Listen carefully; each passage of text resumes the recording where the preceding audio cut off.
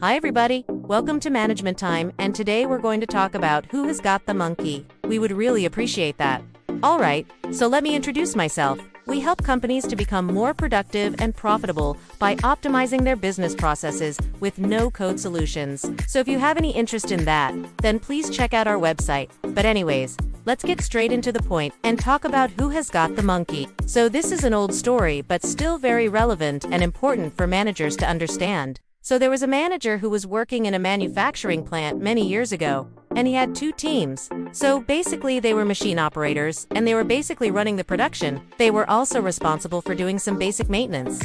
So it was two different groups. And one day the manager noticed that there was a lot of defects coming out from the production. So he called both of the team leaders and asked them, "Hey, why are we having so much defect these days?" Then the second person said, "Well, we're getting a lot of defective parts because the machines are not properly maintained. So if you guys maintain the machines, we won't have so many defects, and we can do our job properly." Then the manager thought for a while, and he went to both of them and he said something. "You both are actually doing your jobs very well, but there is a problem here. Do you know where the problem is? We are doing our jobs perfectly fine." Then the manager took a piece of paper and drew two circles like this. One circle was a big circle and another one was a small circle. And he said, "Can you tell me what do these circles represent?" And the second guy said, "Well, this smaller circle represents all of the defective parts that we're getting." And the manager said, "Correct. Now, do you know what the problem is?" They both said, "What do you mean?" "This is the problem. This is the bigger circle and this is the smaller circle." Then the manager said, "Do you know how big this circle is?" And they said, "Well, it's the size of the paper, right?" Then the manager said, "This is how big the circle should be. If we only produce good parts, then this is how big the circle should be, right?"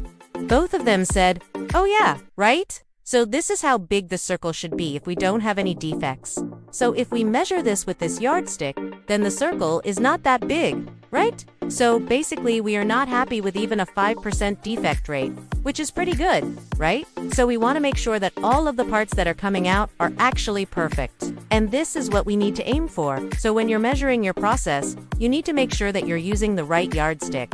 Now, in this case, there were two teams and they were pointing fingers at each other. But the reality was that both of them were doing their jobs perfectly fine. So the first team was trying to run the machine as fast as possible. That was their goal. But the manager realized that none of them were actually talking to each other, and they didn't understand what the ultimate goal was. So the goal was to produce perfect parts, and they should have been aligned on that. And of course, they would have some tolerance level because nobody is perfect, right? Everybody makes mistakes sometimes, but still, if you look at the overall goal, they should have been aligned on that. So the manager pulled both of them aside and explained to them the importance of alignment. And he said, "Listen, you guys both have different responsibilities and different goals, but ultimately you both are responsible for the same thing. You are both responsible for producing perfect parts. So if I want you to run the machine faster, I will tell you, right? If I want you to slow down because we're getting too many defects, I'll tell you that as well." They're checking the parts, and if they find defects, they're sending it back for rework. So you getting paid for producing the part, and this person is getting paid for doing the quality check. Right. So basically you getting paid twice for the same part, because first, we want to make sure that we're producing perfect parts the first time. Of course, it costs money to check for defects, right? So you have to pay somebody to do the quality check. We want to make sure that we're doing it right the first time. So I want you guys to be aligned on that. So if I ask you to speed up the production, then of course do it. And if I say, "Hey, slow down because we're getting too many defects," then slow down. But I want you guys to be aligned on the goal. Talk to me, and let's discuss what the real problem is. Is it because of the material? Or maybe the machine needs to be whatever the reason is, talk to me so that we can solve the root cause of the problem rather than just fixing the symptoms.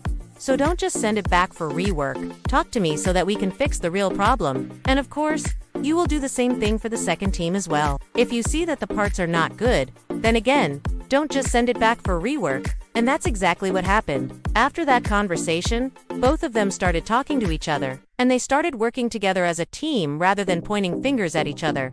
So what's the lesson here? The lesson here is that if you have multiple teams and if their goals are not aligned, then bad things will happen, right? People will start pointing fingers at each other. And of course, this is not just limited to two teams.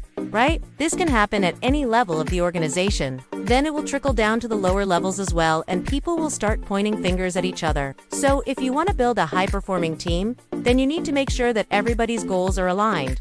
So, who has got the monkey? Well, in this case, the manager does not have the monkey. The monkey is with the team members, right? They are the ones who are responsible for achieving the goal. As a leader, your job is to set the goal and make sure that everybody understands what the goal is, and of course, give them the resources to achieve that goal. So you need to make sure that everybody knows what the goal is and they are aligned on that. Anyways, I hope you enjoyed this video. If you did, please make sure to subscribe and hit the like button. We would really appreciate that.